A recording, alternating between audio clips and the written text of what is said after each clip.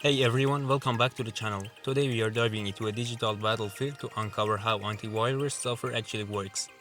You've probably heard names like Norton, Avast or Bitdefender.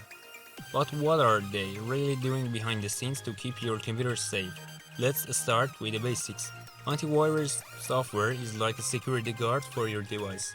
Its job to detect, block, and remove malicious software, also known as malware, that includes viruses, trojans, worms, and ransomware, and spyware.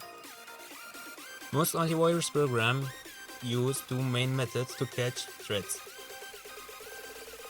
Signature-based detection. This is a classic method. The antivirus has a huge database of known malware signatures, like fingerprints. When a file matches of these, it's flagged as dangerous.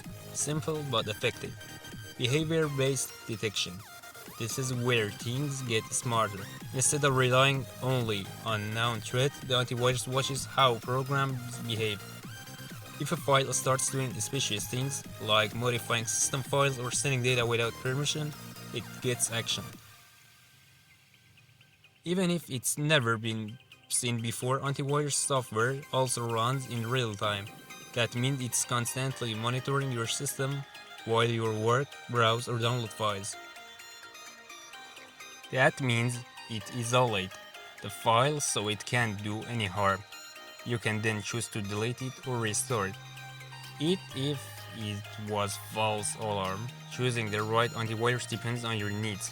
Some offer extra features like VPNs, password managers, or parental controls. But the most important thing, keep it updated. New threats emerge every day. And update your first line of defense. So next time your antivirus pops up with a warning, remember, it's not just being annoying you, it's doing its job to protect your digital life. If you find this video useful, hit the like button, subscribe for more tech breakdowns, and drop a comment if you've ever had a virus scare. Goodbye to another video.